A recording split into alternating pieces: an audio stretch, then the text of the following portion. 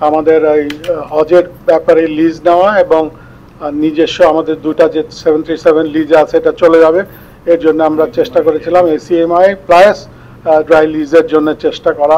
কিন্তু যেটা একটা একটুখানি প্রথমের দিকে সমস্যা ছিল যে আমাদের বয়স, এয়ারক্রাফটের বয়স সিভিল এভিয়েশন রেস্ট্রিকশনের জন্য আমরা ওইগুলি পাইনি।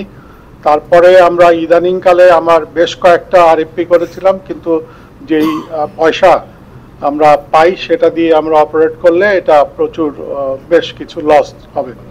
তো আমরা যেটা এখন বোর্ড ডিসিশন নিয়েছে যে বোর্ড কমিটি যেটা আছে এটা একটা হেভি ইকুইপমেন্টস এবং এয়ারক্রাফট পারচেজের, তো তারা এখন ডাইরেক্টলি যারা লিজ দেয় আমাদেরকে তাদের সাথে নেগোশিয়েট করবে, করে তারা ডাইরেক্টলি ওদের সাথে এয়ারলাইন্স হোক এবং লেজার হোক তাদের সাথে আমরা যোগাযোগ করে এবং আমরা এয়ারক্রাফটের জন্য করছি।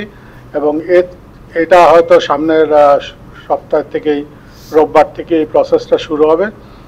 আর in the mean time Boeing এবং এয়ারবাস দুজনই আমাদেরকে এয়ারক্রাফটের অফার দিয়েছে, কিন্তু যেই এয়ারক্রাফটগুলি আমরা তারা ডেলিভারি দেওয়ার কথা সেইগুলি 2031-এর আগে আমরা ডেলিভারি পাবো না, 2031-এর থেকে পরবর্তীতে।